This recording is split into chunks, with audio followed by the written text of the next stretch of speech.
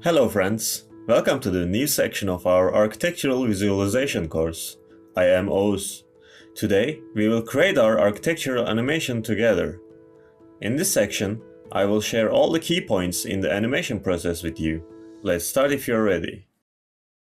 In the previous environment design sections, we added many things, but we haven't touched on visual effects system at all. As we start this section, let's look at the movement elements that we shouldn't miss in our animations. Unreal Engine's visual effects system is called Niagara. You can find the birds and falling leaves effects in the effects folder within the Rural Australia assets we added to the project earlier. By dragging these elements into your scene, we will make birds spawn in various areas. When rendering our animations, these birds will be primary element bringing life into our scene. The secondary element will be adding animation to the grass and flowers we added to our scene through megascans. To add animation, we will find the folder of that object in the content browser. When you open the materials in the folder, you can see Enable Grass Wind at the bottom parameters.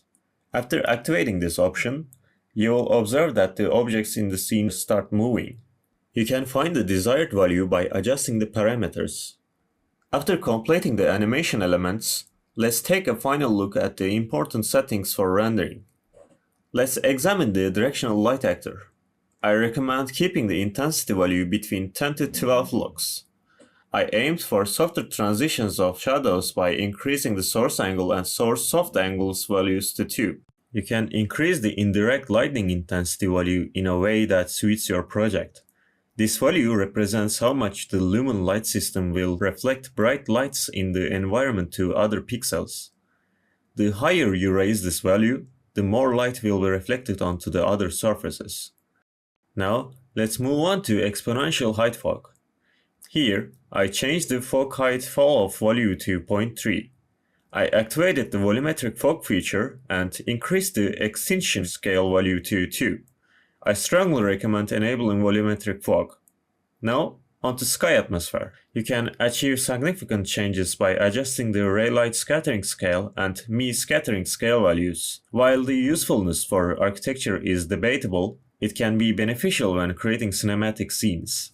And our precious post-process volume. This actor shares great similarities with the camera settings we will use shortly. The changes we make here will apply to all the settings for cameras we add. I want to note that any adjustments you make in the camera later will override these settings. First, we had turned off the bloom effect. Now, let's set the intensity to 0.2 in the chromatic aberration tab. I recommend keeping this value low. Under color grading, in the temperature section, let's set the temperature to 6000 Kelvin. Note that the approximate value of natural light is 5600 Kelvin. Selecting a value between 5600 and 6200 should be sufficient for now. We will make color adjustments after the rendering process. In the Reflections tab, ensure that the quality value is 2. The Ray Tracing mode option is set to hit lighting for reflections. The High Quality Translucent option is active, and the max reflection bounces value is 3. These values are important for render quality. Under translucency, it will be beneficial for the type mode to be ray tracing. Under the post-process volume tab, make sure unbound is active, or these settings will have no significance. All these settings can vary for your scene, so feel free to use different values. Now we can start creating our animation. To create our cinematic, we need to first create a sequencer.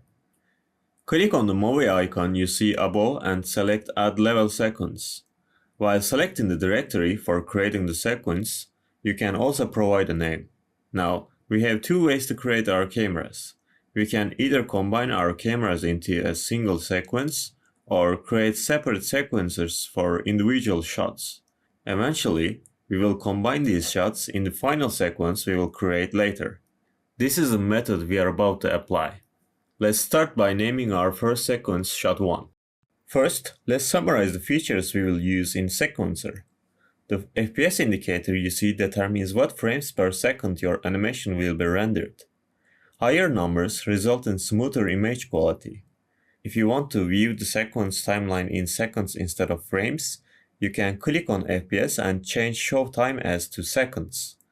In the timeline, green line on the left and red line on the right indicates the start and end. You can adjust the display range of the timeline by changing the interval numbers at the bottom. When the magnet icon is active, it allows you to snap to key movements. We can add our camera from the camera icon on the left. When the camera is selected, camera settings will appear in the details panel. From this panel, I choose the Super 35mm camera preset that I have selected for this project. Instead of controlling our camera like an actor in the scene, we can directly view and control the camera. Click on the small camera icon next to the camera to switch to the camera view. As you noticed, the camera presets offer a square view. To change this, we will first select the lens that is suitable for our shot. Higher millimeter lenses are designed for closer shots. Once we make the lens selection, let's change the squeeze factor value below to 1.6.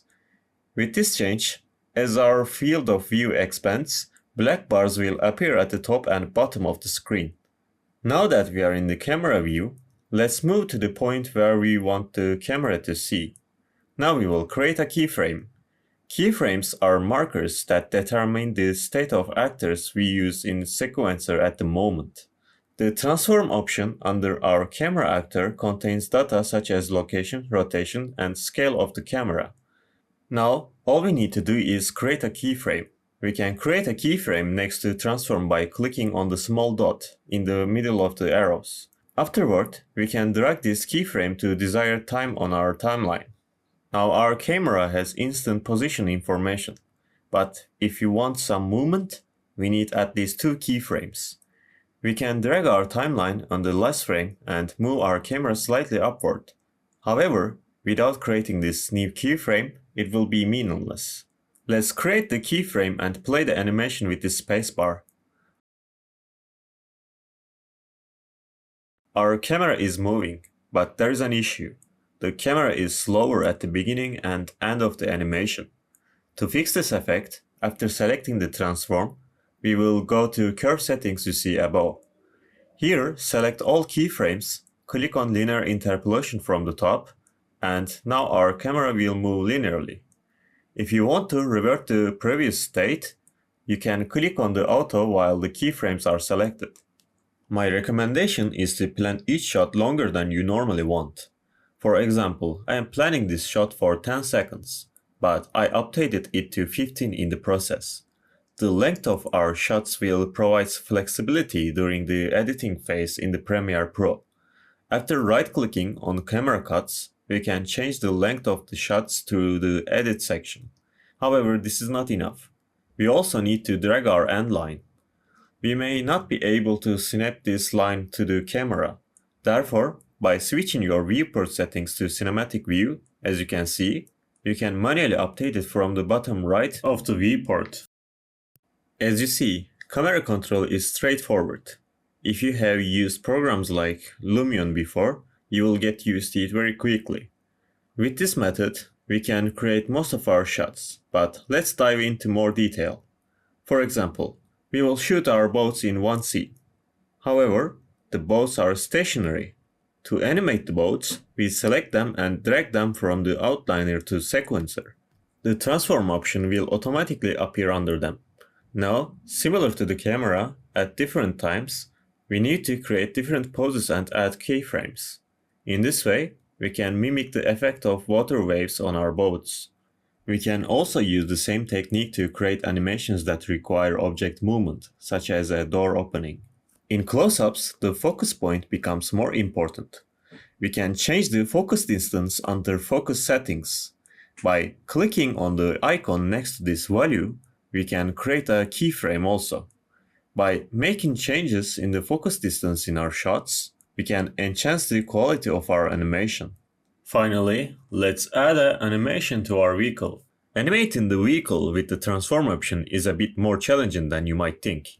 However, don't worry, I have a special method for you. We will create our animation without the need to download an animation rig for our vehicle. What we need is the camera rig rail. You can add the camera rig rail by searching or adding it from the Cinematic tab. Now, extend this rig along the path where your vehicle will move, just like the spline along Mesh Blueprint. Once we define our path, we will create a parent by dragging our vehicle blueprint onto the camera rig rail in the outliner. This way, when the camera rig rail position changes, our vehicle will move with it. If our vehicle doesn't align with the rail, update the location values to 0. It will quickly settle onto the rig. With camera rig rail selected, after activating the lock orientation to rail option, you can visualize your vehicle moving by dragging the current position on rail data. However, the wheels of your vehicle won't turn. Now, let's fix that. Make sure you have dragged both your vehicle and camera rig rail into sequencer. Then, let's create keyframes for the camera rig rail's current position. If done correctly, when we advance our timeline, we should see our vehicle moving. Click the plus icon next to our vehicle blueprint and add all the wheels individually. Now, we will need to adjust the position data for each wheel. Click the plus icon next to all wheels and click on Transform. We will change the transform rotation roll data for all the wheels. Positive values here will make our wheels turn in the opposite direction. We will find the correct value through trying. As the road extends, the value will increase. Once wheels and speed of our vehicle are synchronized, you can determine the value. For this shot, the value was set to -3000. After entering this value for all wheels, don't forget to convert the keyframes to linear interpolation. You can easily change this by selecting the keyframes, right-clicking, and selecting linear. This is how we create our vehicle animation. Now it is time to merge all the shots we have prepared. Let's create a new sequencer to combine all the shots, and name it Cinematic. This time, instead of creating a camera, click on the track on the left and select Shot Track. Then, using the small plus icon next to it, we will combine the shots one by one. After adding all the shots you want to render consecutively, change the start and end lines. If you don't change the end line, you might end up with 5-second animation. Additionally, the exclamation mark next to your sequencer's FPS indicates that different shots have different FPS. Select 60 FPS again to update the FPS data for all shots. To render, we will use the Movie Render Queue plugin. If you created the project using the ArchViz template, this plugin will be active by default. If you created it differently, you can activate the plugin by selecting Edit, Plugins from the top menu and searching for Movie Render Queue. Enable the two plugins that appear and restart the engine.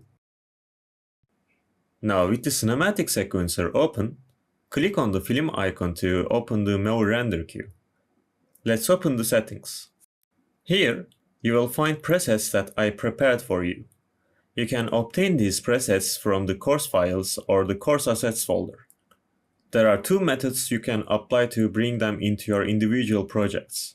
First, with the project open, select the preset files in the UAV course sequencer folder, right-click, choose Asset Actions, then select Migrate. After clicking OK, choose your project's content folder to copy the files. Secondly, you can directly copy these files and pass them into your desired location inside your project's content folder. When you want to change the config in Movie Render Queue settings, the presets will automatically appear. Although I prepared the presets, there are some settings I want you to know. Firstly, anti-aliasing. Spatial sample count and temporal sample count are multiplied values. So if you set both to 16, a frame will be calculated 256 times, making the render time huge. For architectural visualization, I think increasing the temporal sample count is sufficient. This data applies motion blur effect to our frames. After changing the values, make sure override anti-aliasing is enabled.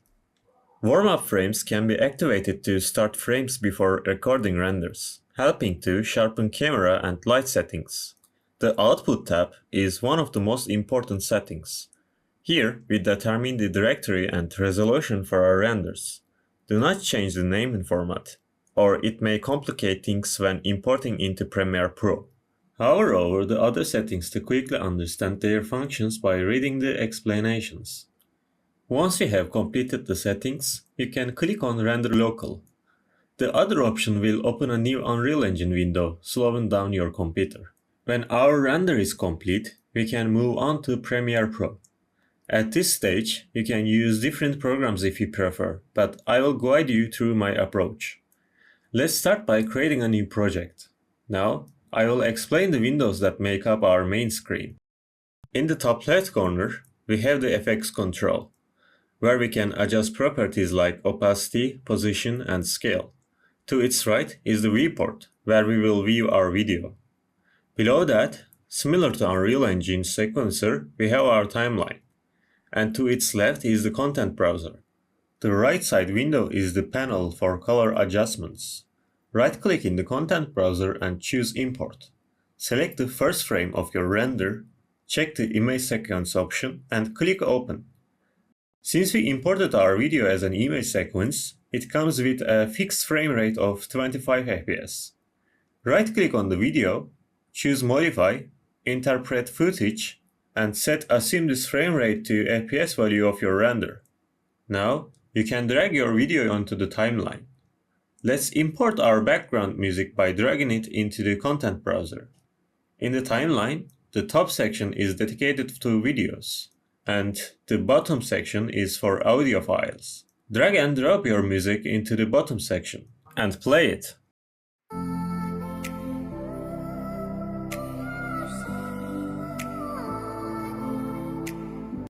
Both our music and video starts off noisy, which is the first thing that bothers me.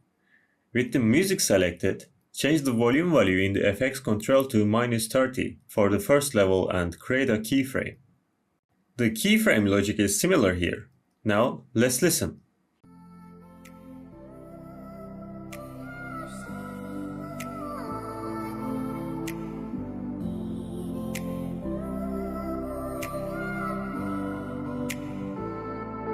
Great. Now, what I want you to do is separate all your shots using the Razor tool. While holding down the Alt key, you can zoom in and out with the mouse wheel to make this process easier. Once you have made all the cuts, we will create a composition harmonizing with the music. It is entirely up to your artistic abilities, and I have full confidence in you. When arranging the videos, you can also use upper channels. Videos in the upper channel have display priority. If your video is too short to fill the desired space, you can right-click on that section in the timeline and change the speed or duration. Small changes won't disrupt the FPS balance. Once we have completed our composition, let's add some text. I want to place the text Ultimate ArchViz course parallel to our building on the balcony in the first scene. To do this, select the text tool and determine where you want to create our text in the scene. After typing the text, enlarge the borders to make it fully visible. Open the Essential Graphics panel on the right to change the font, size, and other features of our text. If you don't see this panel, you can activate it from the window menu. Drag the text to where you want it to appear, then search for Transform in the Effects panel, and drag it onto the text in our timeline. New settings will appear in the FX control panel. Drag the skew value to achieve the ideal angle. It's going well, but text remains fixed as the camera moves.